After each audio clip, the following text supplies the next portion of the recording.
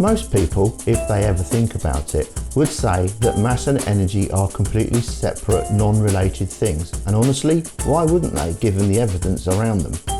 But it turns out that reality is far weirder than this. It's time to leave childlike ideas behind and get to grips with the mass-energy equivalence. By the end of this video, you should have a clear understanding of just what happens when a photon creates a positron-electron pair, or when a particle-antiparticle pair completely annihilate to create energy. Up until this point in your school physics career, you'd probably thought of mass and energy as being two distinct and separate things. It's now time to put that childish idea to one side and begin to realise that in fact there is an interchange, a less distinctiveness about mass and energy than you'd previously thought. Physicists talk about the mass-energy equivalence. Equivalence, there's an interesting idea. Mass can be turned into energy and energy can be turned into mass. By now in your physics journey, you are most likely familiar with the idea that light arrives in tiny packets of energy called photons. We give the photon the symbol gamma. When energy in the form of photons creates matter, it always creates a particle-antiparticle pair. So for example, we're going to get an electron and a positron, as you can see in this example. When you see these diagrams in textbooks or on videos, you'll very often see the particles that are created, the positron and the electron, moving off in circular orbits. This is simply because a magnetic field has been applied to the particle. A photon needs an awful lot of energy to create a particle and an antiparticle. But how much? Well, fortunately, it's not that difficult to work out. Do you remember the rest energy? This is the energy equivalent of a stationary particle's mass turned completely into energy. So think of a stationary electron. You take its mass, use E equals mc squared, and convert it completely into energy, and that's its rest energy. And since we've created a particle-antiparticle pair, one of their properties is that they will both have the same rest energy. In the example here, you can see that this one photon must have sufficient energy to supply both the rest energies of the electron and the positron, or 2 times E0 for an electron.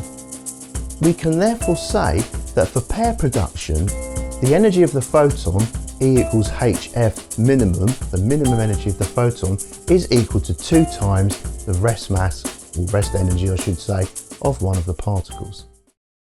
And if you stay around to the bitter end, I'm going to show you an issue which the syllabus kind of waves its hand at, to do with the pair production interaction. The opposite of pair production is annihilation.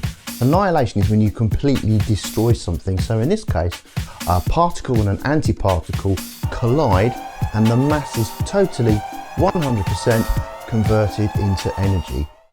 But there is a big problem with this diagram. And that problem is that momentum is not being conserved. You know, the momentum before an event has to be equal to the momentum after. Therefore, when two particles come in opposite directions, the momentum is 0, if we assume they're at the same speed. Therefore, we in fact get 2 photons created coming off again at 180 degrees to each other. Now, momentum is all good.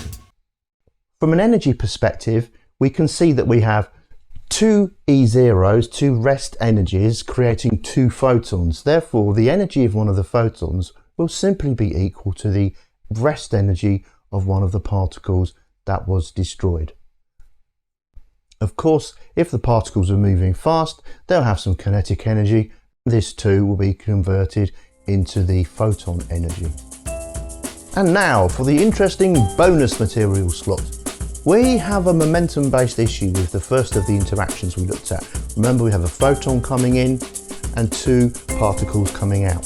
If we just assume that the photon has exactly the right amount of energy to transfer to 2 stationary particles, then the situation that we have is we have some momentum as the photon comes in beforehand and 0 momentum after the interaction. And of course, we can't do that.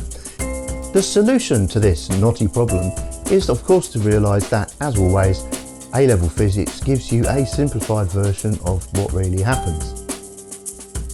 In reality, what happens is that the photon comes in, it will approach a heavy object such as a nucleus and interact with that nucleus via a virtual photon.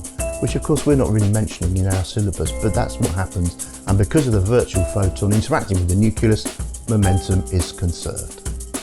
Neat, huh? If you want to know any more information about this momentum issue, check out these links down below.